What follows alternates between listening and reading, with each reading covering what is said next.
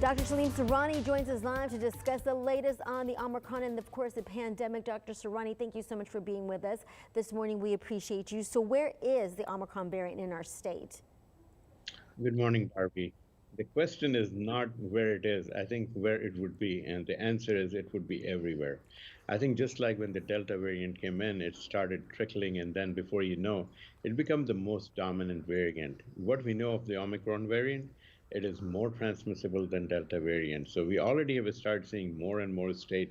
If you look at the Washington state, uh, they are like the numbers are just staggeringly increasing over there, and more of the Omicron variant are being seen.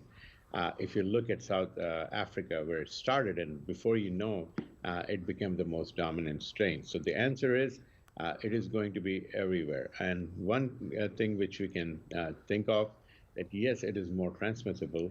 But again, so far what we are seeing is much milder symptoms, but we don't know whether it will have a long COVID effect, just like what we have seen with the other variants. Can boosters protect you against it? Answer is yes, because this is one of the things which we have learned over the period of time. In the beginning, we used to say that you get a first shot and a booster and you'll be fine. But now we are talking about the third dose, because what we have learned from the data is that this variant has so many mutation, at least 30 or so mutation on the spike protein. And those vaccine is not really able to prevent their efficacy goes down, especially with the second dose, as you mentioned, around 40% or less. And then when you get the booster, we get it above 70%. So it does give a good protection. But on the other hand, people who have received the two doses, what it does, it helps is it prevents some of the serious illnesses. So I think that is a very important point, that the main goal of the vaccine is to prevent the serious infection, which is doing, but we can actually get it better.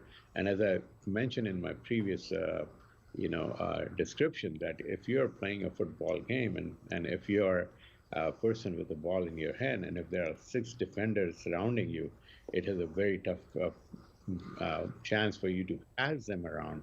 But if there is a one or two defender, you can dodge them and move forward. Similarly, when you have a booster dose, you have a very high level of antibody.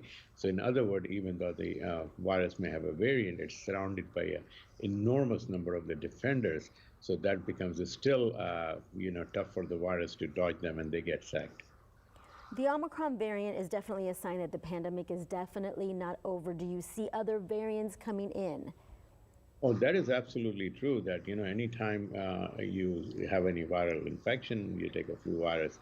It's always the virus wants to modify themselves, mutate themselves, because they want to live, and they've tried to find a way what is the best way to grow, expand, and live. And the way we help and promote the mutation is sometimes people who are immunocompromised, they cannot mount the immunity that much, and then the virus can be in their body totally free without the protection of any antibodies from the person or the vaccination. And that becomes very fertile ground for the virus to survive longer. And then they can think and try to find a way, which way they can mutate so that they can become more transmissible. And sometimes, they may even don't want to be more lethal, because if you kill your host, you cannot, survive too long.